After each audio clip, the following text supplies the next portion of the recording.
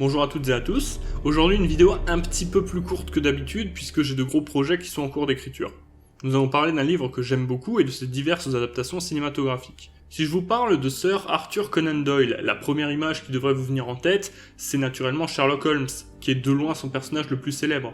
Mais il en a créé d'autres, notamment le professeur Challenger, un genre d'anti-Sherlock Holmes, un savant aussi génial qu'imbuvable et parfaitement inapte à la vie en société, dont les aventures s'étendent sur 5 livres publiés entre 1912 et 1928. Et le premier de ces livres, de loin le plus célèbre, c'est Le Monde Perdu, publié donc en 1912. L'intrigue de ce livre, je pense que vous la connaissez tous, c'est comme si je devais vous décrire Le Seigneur des Anneaux ou Les Misérables. Mais bon, une piqûre de rappel ne fait jamais de mal. On y suit donc le personnage de Edward Malone, un jeune journaliste menant une vie plutôt plate, jusqu'au jour où la femme dont il est amoureux, Gladys, lui confie qu'elle ne l'épousera pas parce qu'il n'a jamais rien accompli de dangereux et d'héroïque de sa vie. Chauffé à blanc, il demande à son rédacteur en chef de lui confier un reportage à haut risque. Celui-ci l'envoie donc interviewer le célèbre professeur Challenger, qui n'est encore ici qu'un personnage secondaire, tristement connu pour détester viscéralement les journalistes, au point de s'être souvent battu avec eux, littéralement. Malone se fait donc passer pour un étudiant pour pénétrer chez le fameux professeur, mais il se fait rapidement démasquer. Challenger lui saute dessus et un policier finit par intervenir.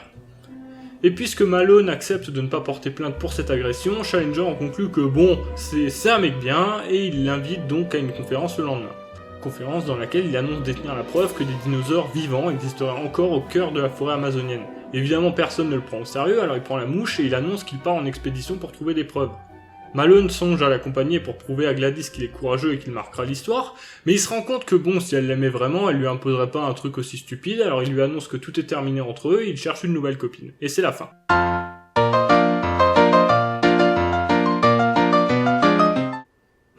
Non, je plaisante évidemment, il y va. L'expédition se compose donc du professeur Challenger, de Malone, du professeur Summerlee, un rival, et de Lord Roxton, un chasseur/aventurier célèbre. L'équipe parvient finalement à atteindre un plateau isolé au cœur de la jungle. Malheureusement, l'un de leurs guides, un ancien ennemi de Roxton, bloque le seul passage. L'équipe se retrouve donc bloquée sur le plateau peuplé de diverses créatures préhistoriques, comme des allosaures ou des iguanodons, mais également des indigènes, ainsi qu'une race d'hommes-singes particulièrement hostile, présentée comme le chaînon manquant de l'évolution. Nos héros aident donc les humains à défoncer les singes à coups de fusil, parce que l'homme doit triompher sur la nature, évidemment, et parviennent finalement à trouver un tunnel qui leur permet de fuir.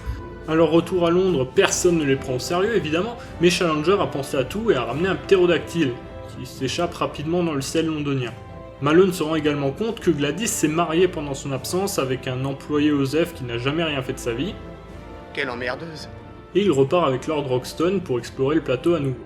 Le roman s'inspire de diverses sources antérieures, la plus reconnaissable étant sans doute les récits de Percy Fawcett, explorateur britannique ayant fouillé l'Amazonie pendant des années à la recherche de la cité perdue de Z, ayant notamment cartographié le plateau de Ricardo Franco, très semblable à celui décrit dans le livre, et dont la disparition mystérieuse en pleine forêt demeure encore aujourd'hui un mystère. Le roman s'est rapidement imposé comme une référence en termes de livre d'aventure. Il est court, très facile à lire, mais un peu dépassé aujourd'hui scientifiquement parlant. C'est logique, le livre date d'une époque où la paléontologie était encore un domaine très nouveau. Mais certains passages peuvent faire sourire le lecteur du XXIe siècle, notamment quand Doyle décrit l'allosaure comme une espèce de gros crapaud qui attaque ses proies en leur sautant dessus. Non, c'est pas ça. Enfin, c'est plus ou moins ça. Non, c'est pas ça du tout. Et qui dit référence en termes d'aventure, dit évidemment multiples adaptations au cinéma. Et j'ai pensé que ça pourrait être intéressant de se pencher dessus puisqu'elle couvre pratiquement toute l'histoire du cinéma. La première d'entre elles date de 1925, elle est signée Harry O. Hoyt, un réalisateur assez prolifique mais paradoxalement uniquement connu pour ce film-ci. Réalisée 13 ans après la sortie du livre, c'est la seule que Conan Doyle ait pu voir, et il l'a apparemment beaucoup aimé, au point d'y faire une apparition au tout début. Le film adapte assez fidèlement le livre en question, mais comme pas mal d'adaptations de livres de l'époque, c'est plus un résumé qu'une adaptation vraiment fidèle, la scène d'introduction étant assez équivoque à ce sujet. Écoutez Ed, je n'épouserai qu'un homme courageux, qui a vécu de grandes choses et qui sait regarder la mort en face. Mais comment je trouve une occasion pareille? Lol, débrouille-toi, frère. Quelques péripéties ont cependant été modifiées, voire carrément ajoutées, comme une scène d'éruption volcanique absente du livre.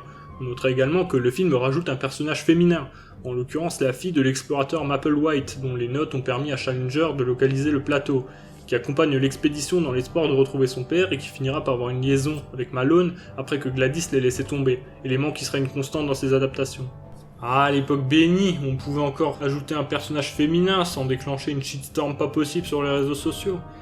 C'était le bon temps. Au niveau du casting, on trouve plusieurs acteurs chevronnés de l'époque du muet à un peu tomber dans l'oubli de nos jours, comme Lloyd Hughes, Bessie Love, Lewis Stone ou le futur vétéran du western Wallace Beery dans le rôle de Challenger. C'est assez difficile pour moi d'évaluer leur jeu d'acteur puisqu'ils jouent tous avec ce surjeu caractéristique de l'époque du muet que personnellement je trouve vraiment charmant, mais qui, je le conçois, peut sans doute déplaire à ceux qui n'y sont pas habitués. Mais le vrai intérêt de ce film, ce n'est pas son scénario, son casting, mais ses effets spéciaux, puisque les dinosaures que vous voyez sont le premier boulot d'ampleur de Willis O'Brien, une véritable légende des effets spéciaux connu comme un pionnier en matière d'animation image par image, ou stop motion comme disent les anglophones. Celui-ci avait déjà l'habitude d'animer des dinosaures puisqu'il avait réalisé plusieurs courts-métrages les mettant en vedette, comme par exemple The Dinosaur and the Missing Link, sorti en 1915, et par la suite, il est devenu très connu en s'occupant des animations du célébrissime King Kong, que vous connaissez sans doute déjà.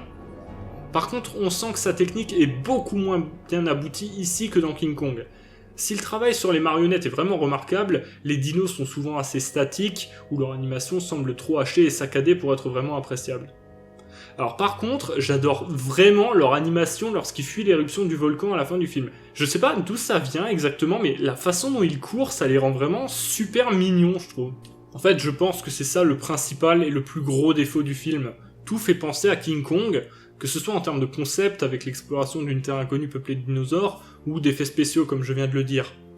Et même certaines scènes sont extrêmement proches, à l'image de la fin, où Challenger, au lieu d'un ptérodactyle, comme dans le roman, ou d'un tyrannosaure, comme tente malhonnêtement de nous le faire croire l'affiche, ramène un brontosaure à Londres. Brontosaure qui ne tarde pas à s'échapper et à causer la panique, exactement comme le final du film de Cooper et Schoedsack. Après, ce monde perdu reste tout à fait recommandable pour les curieux ou les amateurs de King Kong qui souhaiteraient en découvrir la matrice. Après cette première mouture, il faudra attendre 1960 pour voir débarquer une nouvelle adaptation du livre. Une adaptation très différente pour le coup. Un film signé Irving Allen, cinéaste surnommé le roi du film catastrophe, puisque producteur de l'aventure du Poséidon et de la Tour Infernale, mais également réalisateur de l'inévitable catastrophe, exemple type d'un nanar à très gros budget, qui montre Michael Caine, Henry Fonda et tout un tas de gens beaucoup trop talentueux pour être là se faire attaquer par des essaims d'abeilles. Et Le Monde Perdu, il l'a réalisé, et pas produit. Mais qui s'inquiète ? Le film se distingue des autres adaptations du livre en cela qu'il présente une version modernisée de son intrigue.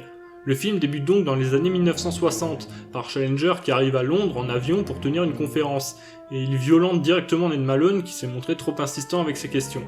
La sous-intrigue avec Gladys est donc écartée.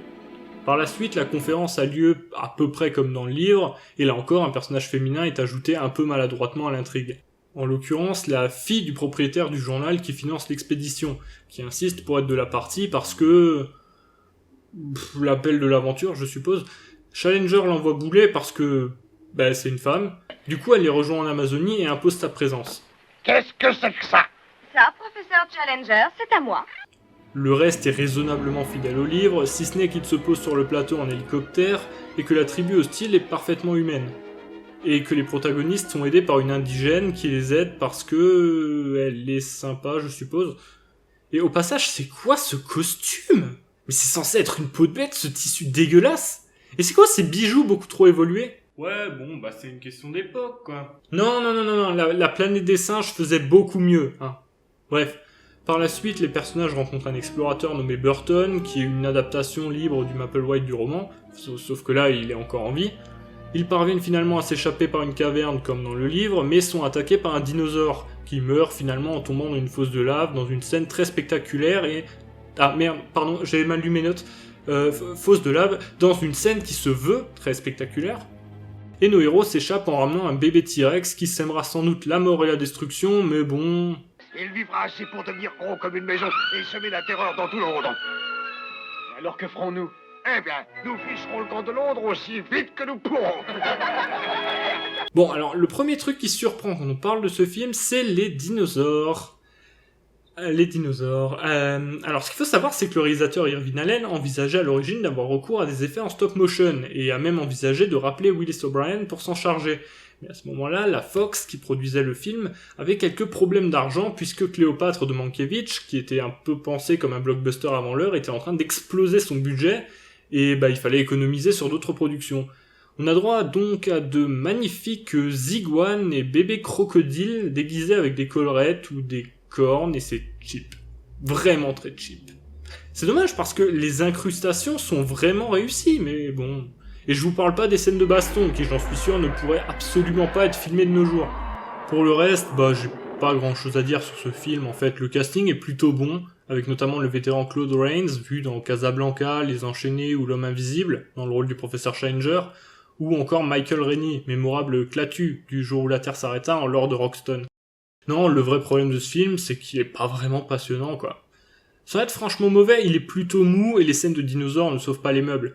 D'ailleurs, l'un des seuls trucs qui m'empêchait de piquer du nez, c'était cette manie de te foutre des migales de merde sous le nez et ça revient 3 fois dans le film. Après cela, on ne verra plus d'adaptation du roman sur grand écran. Par contre, de nombreux autres films reprendront à leur compte le concept d'un groupe d'explorateurs découvrant un monde isolé sur lequel des dinosaures ont survécu. Comme, King Kong, encore une fois. D'ailleurs, en 1976 sort un remake de King Kong, réalisé par John Guillermin, réalisateur de La Tour Infernale, tiens donc, et produit par le nabab italien Dino De Laurentiis. Un remake qui modernise l'histoire originale, puisque l'équipe de tournage du film est remplacée par une compagnie pétrolière. Tout porte à croire qu'on navigue vers le plus important gisement jamais découvert. Le film, que, soit dit en passant, j'aime beaucoup, a reçu des critiques plutôt mitigées et a très correctement marché au box-office, sans être un triomphe. Et il a lancé une brève mode des films de dinosaures, ce qui est vraiment ironique puisque justement il n'y a pas de dinosaures dans ce film, il y a seulement un serpent géant à un moment.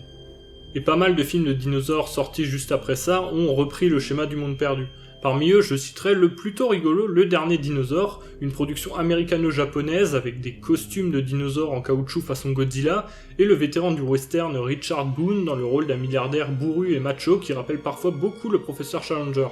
Le plateau amazonien est ici remplacé par une vallée volcanique située au cœur de l'Arctique. Le reste des adaptations fidèles du livre se compose donc de téléfilms, de séries ou de direct-to-vidéo. Alors il en existe une version avec John Rhys Davies apparemment assez mauvaise, un téléfilm de 98 que j'ai pas vu mais dont l'affiche me donne bizarrement pas trop envie, mais je vais quand même vous en conseiller une. Les Aventuriers du Monde Perdu ou Le Monde Interdit. Ouais, au moins comme ça on le confondra pas avec les autres. Téléfilm de la BBC réalisé par Stuart Orme avec Bob Hoskins, Matthew Rhys et James Fox, diffusé en 2001. Le film est une adaptation assez fidèle du livre, plus que les deux que je viens d'évoquer. Malone, jeune journaliste, assiste en 1912 à une conférence du professeur Summerlee lorsque le professeur Challenger présente un os de dinosaure qu'il dit avoir lui-même tué quelques mois auparavant. Une expédition se met donc en place et Malone se porte volontaire pour impressionner sa fiancée Gladys. Le groupe, formé de Malone, Summerlee, Challenger et Roxton, s'arrête dans un comptoir au cœur de l'Amazonie, tenu par Colombo lui-même, Peter Falk, dans le rôle d'un révérend particulièrement pieux.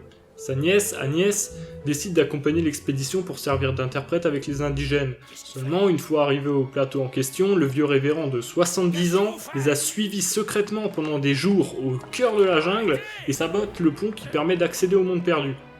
Ah ouais, il est déter. La suite est très fidèle au livre, rencontre avec les iguanodons. Qu'est-ce que vous dites de ça? Oh mon Dieu, il a tué Figaro. Figaro? Putain de film de droite, puis attaque d'allosaures, découverte du lac central. Le lac Gladys. Pardon, lac Gladys, capture par les hommes singes, puis massacre de leur espèce avec l'aide d'une tribu locale. La fin est toutefois assez différente, probablement pour ajouter un climax. Ouais, il faut avouer que placer la grande scène d'action aux 2/3 du récit et puis plus rien jusqu'au bout, c'est pas super agréable pour un film. Ici, Challenger décide de garder quelques hommes singes en vie, histoire de ne pas faire disparaître une espèce à peine découverte. Sauf que ceux-ci, en hurlant, rameutent des allosaures qui détruisent le village. Nos héros sont donc tenus pour responsables par les indigènes et sont forcés de fuir. Roxton se sacrifie et le reste de l'expédition s'enfuit par un passage souterrain, comme dans le livre. Malone s'éprend d'Agnès en voyant que Gladys s'est mariée, et les héros décident de préserver le monde perdu de la civilisation en prétendant que leur expédition et que le ptérodactyle ramené n'était en fait qu'un canular. Là encore, on sent que le monde a changé depuis l'écriture du livre et que les préoccupations écologiques ont fait leur apparition. Quelle chance laisse-t-on aux dinosaures si on révèle où est le plateau à ces gens? Ils finiront tous en animaux de foire avec les hommes singes et les indiens. Ces créatures ont besoin de notre absence pour survivre et non de notre aide. Je vous avoue que j'étais sceptique en voyant qu'il s'agissait d'un téléfilm au départ, Cependant, les téléfilms britanniques peuvent être assez différents de leurs équivalents français. D'une part, le casting est assez luxueux. Outre Bob Hoskins et Peter Falk, que vous connaissez sans doute déjà, James Fox a connu une carrière assez riche, ayant notamment joué pour David Lean, James Ivory ou encore Tim Burton. Les autres rôles, bien que moins connus, s'en sortent tout à fait honorablement. Et au passage, la VF est super cool, avec l'excellent Marc de Géorgie sur Bob Hoskins, comme dans Roger Rabbit. Et d'ailleurs, j'ai jamais compris pourquoi c'était pas devenu sa voix régulière. Le ptérosaure est bien loin d'avoir disparu de la Terre. Il est bien vivant et il prolifère dans la forêt d'Amazonie. Et évidemment, l'inévitable Serge Sauvion sur Peter Falk.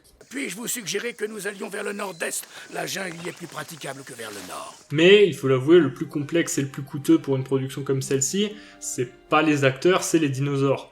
Et ici, il faut que je rappelle qu'il s'agit d'un téléfilm de 2001. Alors, pour un jeune d'aujourd'hui, ça semble plutôt moche, mais replacé dans le contexte, c'est plutôt honorable en fait. Le téléfilm, produit je le rappelle par la BBC, a pu récupérer les modèles informatiques de la série documentaire sur la Terre des dinosaures, produite par la même chaîne.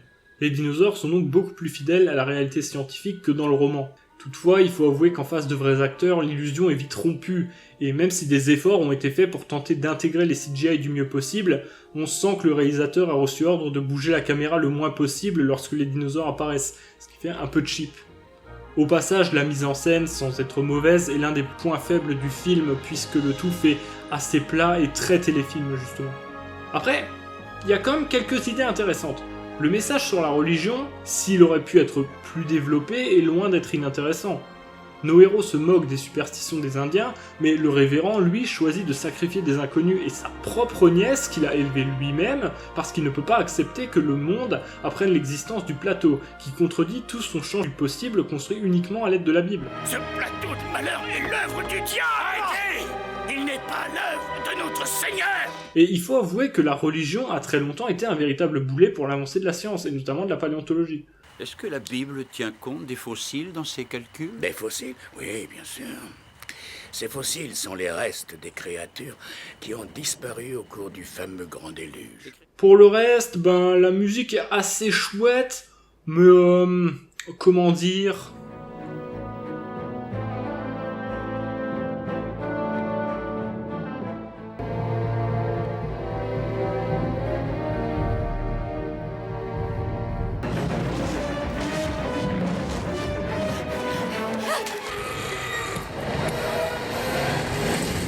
Et à l'inverse, certaines scènes rappellent vraiment beaucoup l'excellent King Kong de Peter Jackson, sorti 4 ans plus tard.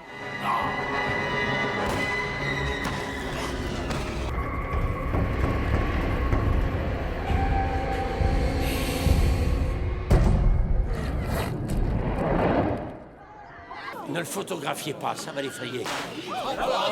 Pas de photographie, s'il vous plaît.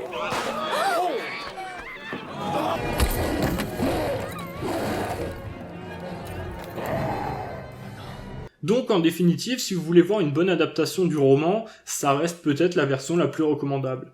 La version muette est très bien, mais son aspect très daté empêche un peu de rentrer dedans et de la voir autrement que comme un genre de pièce de musée, certes intéressante, mais un poil austère. C'est dommage quand même qu'on n'ait jamais eu un film Le Monde Perdu avec un budget à la hauteur de ses ambitions, qui aurait fait date dans l'histoire du cinéma. Et... En fait, je pense que c'est ça le principal et le plus gros défaut du film. Tout fait penser à King Kong. D'ailleurs, en 1976 sort un remake de King Kong, et à l'inverse, certaines scènes rappellent vraiment beaucoup l'excellent King Kong de Peter Jackson, sorti 4 ans plus tard.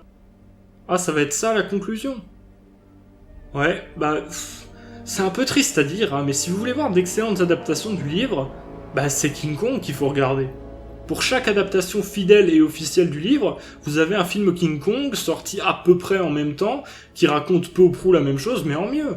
La version de 1933 bénéficie d'effets spéciaux beaucoup plus travaillés que son modèle, d'une mise en scène plus vive et agréable, et l'apport du parlant lui octroie un bien meilleur rythme.